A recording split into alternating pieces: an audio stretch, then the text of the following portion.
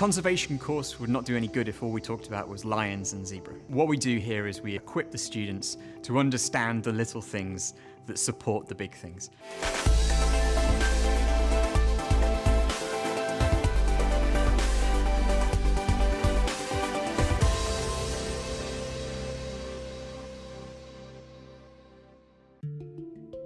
Some people come straight from an academic career, so people with an undergraduate degree in biology or ecology or geography often. Some coming from other sciences and even non-science subjects. But we also have students coming straight from actual practical work in conservation. So really it's the full spectrum of students that we're interested in taking onto the course.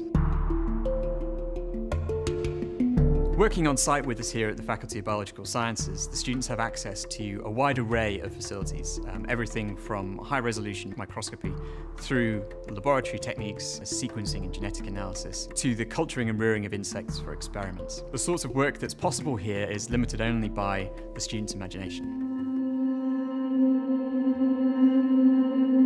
The program that we've designed offers a lot of flexibility. You could pretty much do the entire degree looking only at sort of those academic fields, or you could do most of your degree in practical skills. And then on top of that, there's also research projects. So depending on whether students take the MSc or the MRes flavour of the master's course, they'll be doing 1 or 2 substantial pieces of research which allow them to pursue their own interests and develop skills that they're interested in. Well, we try to provide our students with a long list of potential projects, which reflects the skills, experience, and world-leading research carried out by my colleagues and myself. I'm doing an MRes, which means I've got 2 research projects to do. So it's a research master's. So I spent 2 months out in the Philippines, which was great, really interesting. I was looking at fig wasps.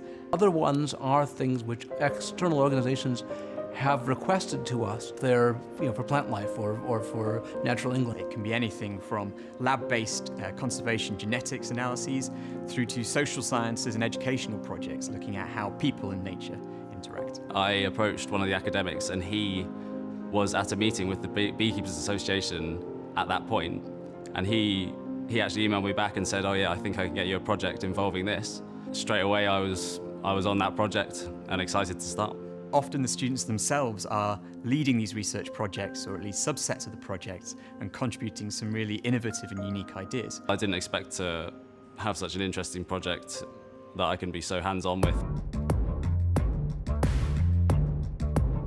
It is hard work.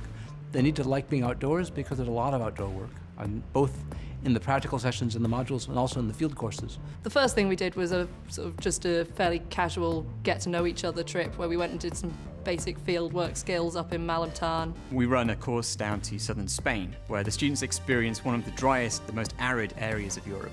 And then the most recent one that I've been on is the Africa field course. So we went to Kenya for 2 weeks. So we were driving around all day, every day, looking at different animals and taking down data on them. They get to understand what it means to conserve these valuable animals and see the cutting-edge research that goes on, not only on those animals within the reserves that they visit, but also the slightly less charismatic animals, the ants and the plant communities that support the wealth of biodiversity that's found in those areas. It must have been 2 of the best weeks of my life.